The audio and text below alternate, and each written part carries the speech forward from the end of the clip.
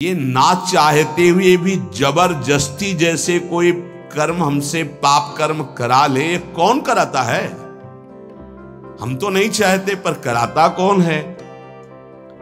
तो बोले विचार नहीं कर पाए इसलिए ऐसा प्रश्न होता है। बिना चाहत के कोई पाप करा ले ऐसा सृष्टि में कोई विधान ही नहीं है। हम पाप तो नहीं करना चाहते पर जिससे पाप होता है वो चाहते हैं। क्या? सुख भोग। कहां से?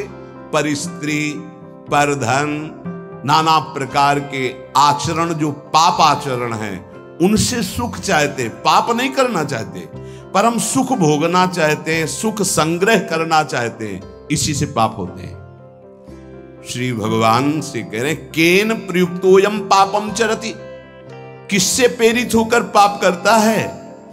तो बोले संसार में सुख भोगने की चाहत ही पाप कराती है। देख लो इसको, जितनी भी जेल भरी है सुख भोगने की चाहत से, जितने भी नरकगामी होते सुख भोगने की चाहत से। ये सुख भोगने की चाहत, इस शरीर से सुख भोगा मिला तो है नहीं क्योंकि है नहीं वहां। इस शरीर को भोग लें, इस शरीर को, इस शरीर, इस वस्तु को, इस व्यक्ति को, इस स्थान को भटकता पूरा जीवन पापाचरण करते। मैं नहीं चाहता पाप करना, मानते हैं, लेकिन पाप का मूल जो संसार से सुख भोगने की लालसा, उसी से पाप होता है। भगवान उत्तर दे रहे कामेश क्रोधेश रजो गुण समुद्भवः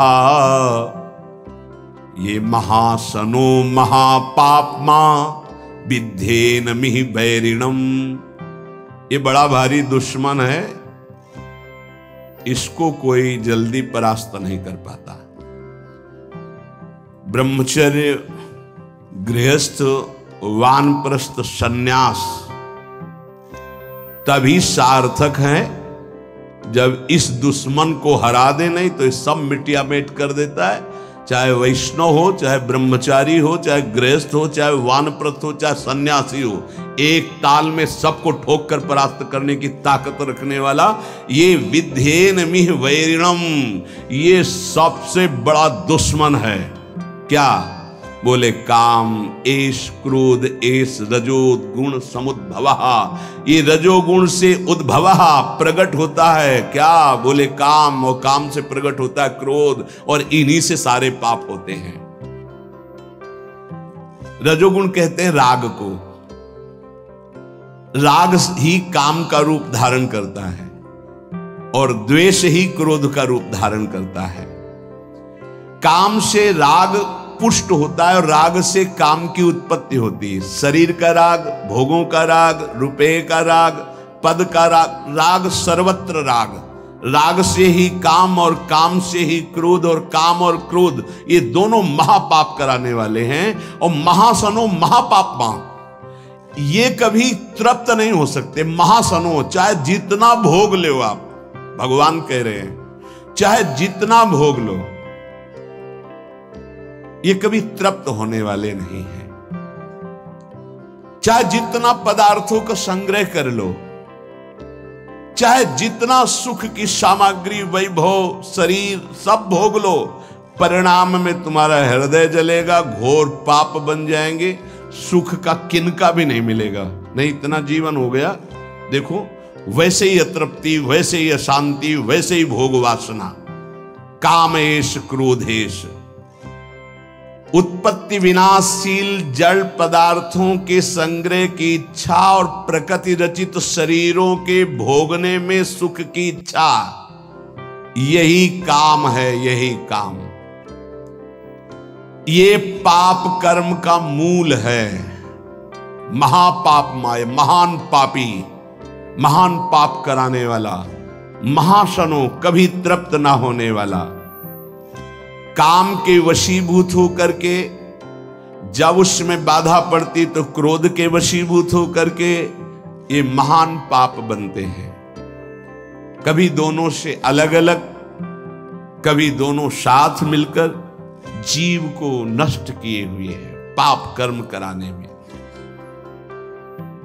100-200 रुपया के लेन देन में झगड़ा हो गया, मार डाला।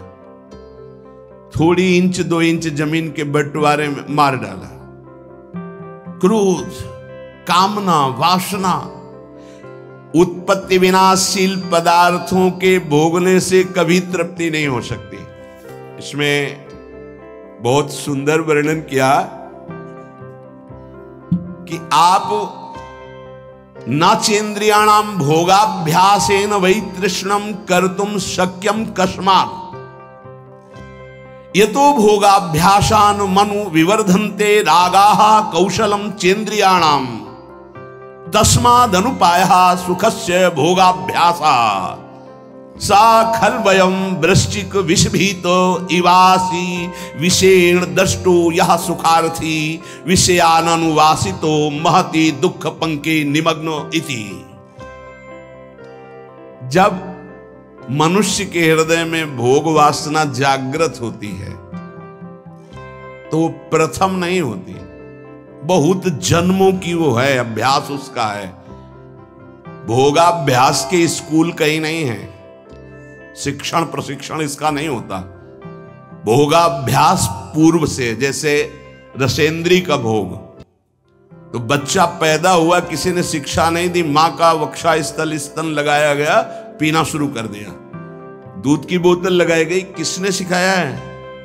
भोगाभ्यास उसका पूर्व से दृढ़ है, वो शरीर नया पाया है लेकिन पुराना है, वो पुरातन है, वो जीव भगवान का अंश सनातन।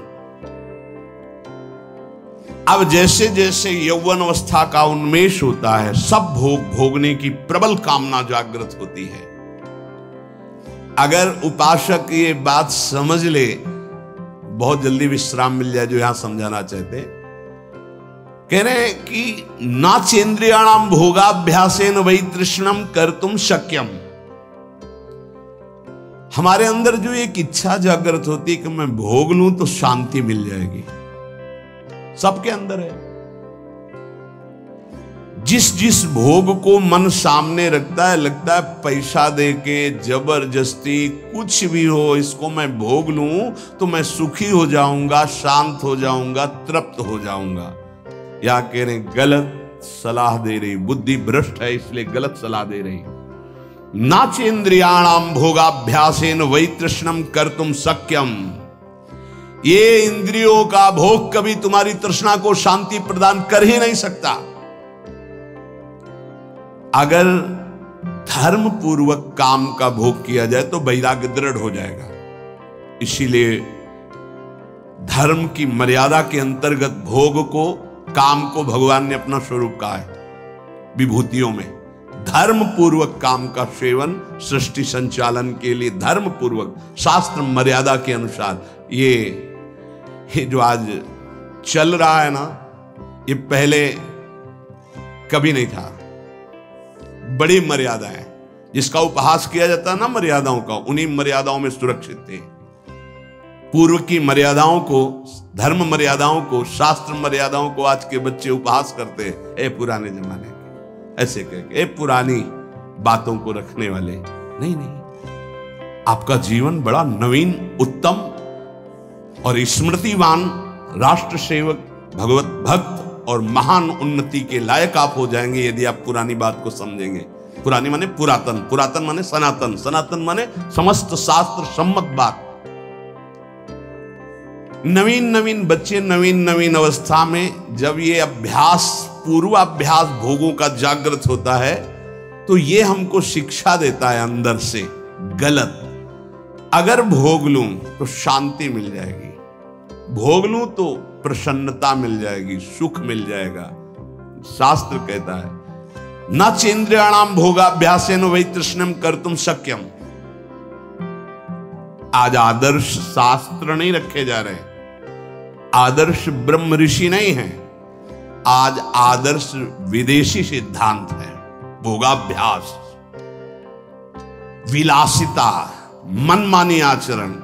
नहीं नहीं भाई, ये गंगा यमुना का परम पावन, भगवद अवतारों से परम पवित्र भारत देश है। यहां धर्म प्रधान और मोक्ष पदवी प्राप्त करना केवल इसी क्षेत्र में है और नहीं है। ध्यान रखना, ये भारत भूमि का विधान केवल है, अन्यत्र तो भोगाभ्यास है, यहां योगाभ्यास है। अंदर अपनी इंद्रियों का दमन करके, मन का दमन करके परमात्मा आनंद में मगन होने वाला, ये भूमि यहां की शिक्षा देती है। यहां के ब्रह्म ऋषियों की ये शिक्षा है। ये भ्रम हटा दीजिए। ये महाबैरी महापापी कभी ना घाने वाला काम हमारी बुद्धि को भ्रष्ट करके प्रेरणा देता है। इसे भोग लूं, ये सुंदर, इसे भोग लूं, ये वस्तु भोग लूं, ये व्यक्ति भोग लूं। भोग लो। कितनी बार मर चुके हो भोग भोग के, इस बार भी मर जाओगे, कुछ हाथ नहीं लगने वाला। देख लो, अनंत बार भोग चुके, अनंत बार। क्या क्या नहीं बने होंगे, क्या क्या नहीं भोगे होंगे। इसी जन्म में देख लो, क्या क्या नहीं भोग रहे हो, क्या क्या नहीं भोग लिया। क्या है आपके पास? शास्त्र की आज्ञा मानोगे तो सुखी, शांत और महान बन जाओगे। ना चेन्द्रियाणाम भोगाभ्यासेन वैतृष्णम कर्तुम शक्यम। नहीं सामर्थ्य है इंद्रियों की कि तुम्हें भोग में वो शांति प्रदान कर दे। नहीं है। त्यागात् शांतिरनंतरम। अधर्म पूर्वक भोगा हुआ भोग तृष्णा को बढ़ाकर नरकगामी बना देता है। अशांत चित्त, घोर दुख में जीवन। क्या समझते हो? तुम्हारा अविनाशी शरीर है, कर लो मनमानी। अभी गांठ दर्द, कमर दर्द, आंखों से दिखना कम, चक्कर आ, न जाने कितनी कमियां पैदा हो जाएंगी। गृहस्थी लायक नहीं रहोगे, संसार की सेवा लायक नहीं रहोगे। करो भोगाभ्यास, करो मनमानी आचरण, तो खुद देख लो तुम्हारा स्वभाव क्या होता है, तुम्हारा प्रभाव क्या होता है उस कर्म का। आगे खुद देख लीजिएगा। अब सावधानी की बात करें। यतो भोगाभ्यास मनु विवर्धन्ते रागाः कौशलम चेन्द्रियाणाम।